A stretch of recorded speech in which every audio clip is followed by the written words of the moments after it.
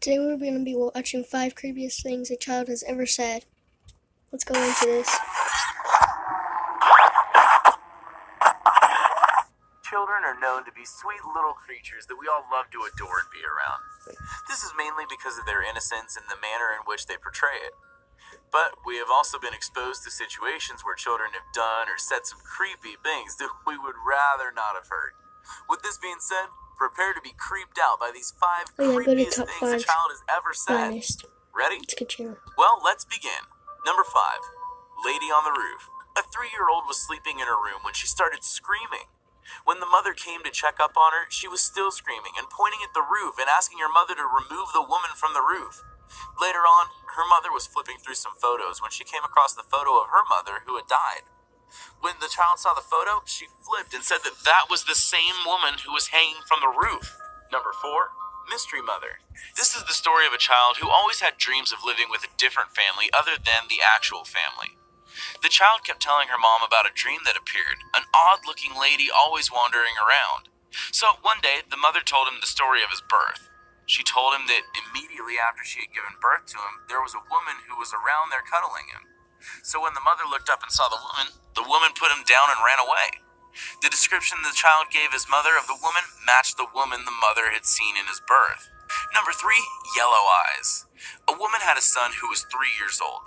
The kid would look at her mom and say, "Mom, the very big man with big yellow eyes is looking at you." After which he would laugh so hard. He would then continue and say, "He is hiding now. He will come back when you're sleeping." One night the kid came and told his mom that the man told him he would not live to be 4. He would die and then she would put him in a hole. He then went on to say that she would also die and come with him wherever he was going. Number 2, Joe. A father had a friend who was named Joe. Joe committed suicide and his surviving wife kept blaming herself for his death.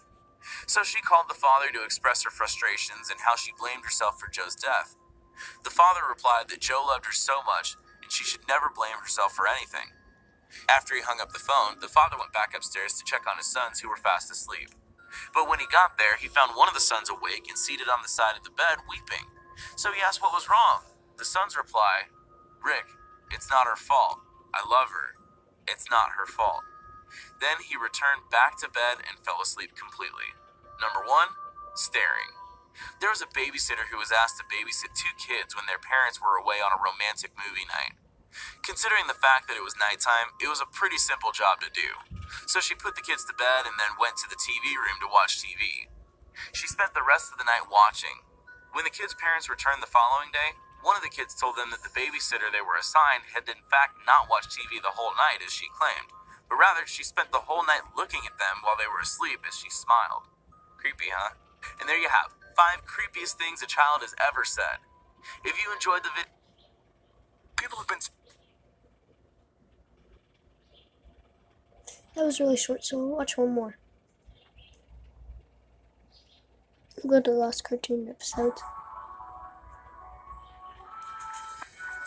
And go to his channel, so.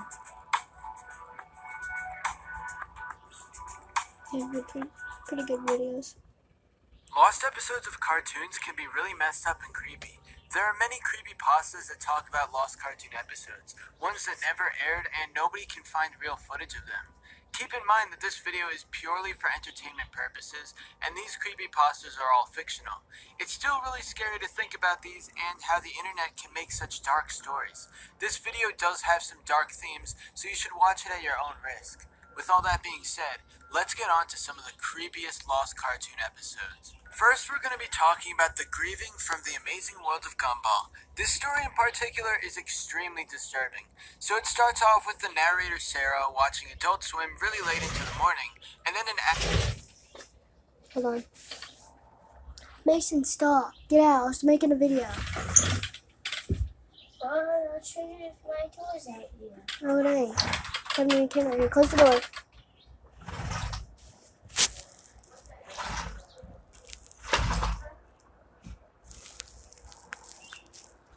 Ed comes on for a special episode of The Amazing World of Gumball. The title card reveals that the episode is called The Grieving, and it was 30 minutes instead of the usual 11. The episode began with Gumball standing alone facing a corner of his dimly lit school classroom, crying and completely miserable. It was nighttime outside, and nobody else was around him as he cried for a minute of the episode.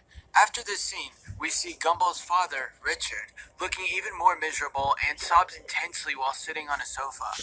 Richard's crying gradually got worse, and it wasn't the normal cartoon crying you'd see, but instead more realistic and depressing.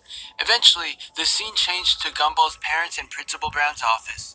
The principal informs them that Anais and Darwin were not present earlier that day. Their bodies had been found, and then it goes into graphic and nauseating detail to describe that. After this scene, we get an insanely creepy flashback of the police searching the wooded area outside of the school. They finally discover the horrible fate of Anais and realize that her head was found in a small box. Realistic blood covered the box completely, but Anais's head was drawn in the normal cartoonish style. After watching this scene, the narrator calls her brother and asks if he has seen this on TV as well. She finds out that only she can see the grieving, and an old rerun of Mason, stop. I'm so sorry, guys. a Looney Tunes short is playing on her brother's TV. Then we get back to the episode after the narrator desperately tries to turn off her TV and stop playing the episode, but nothing is working and she is forced to watch the rest. Gumball's parents were still talking to the principal, asking if Gumball was alright, seemingly unaware of the previous moments where they found out Gumball died. The police were called again, and Gumball was found in a classroom hanging by a noose. Blood covered the knife behind him, and blood covered his clothing. The episode ended with Gumball's dead body hanging in the corner, fading to black. In the credits, the narrator discovers a familiar name and messages him on Twitter. But before she can message him, she sees a few video clips after the credits of various disturbing things. I don't want to say exactly what they were because honestly it was terrible to read, but you probably don't want to know. Eventually it's found out that this episode was just a sketch of the Wattersons and Friends, something never supposed to be released, and it was made a very long time ago. But then this person who worked on the show says that there was no blood and guts in the episode, no dead bodies, and nothing really creepy. The theory is that some lunatic edited the tape, hijacked the local TV station, and got the episode to air on the narrator's local Cartoon Network station. Someone made this episode in video form, and it's pretty creepy.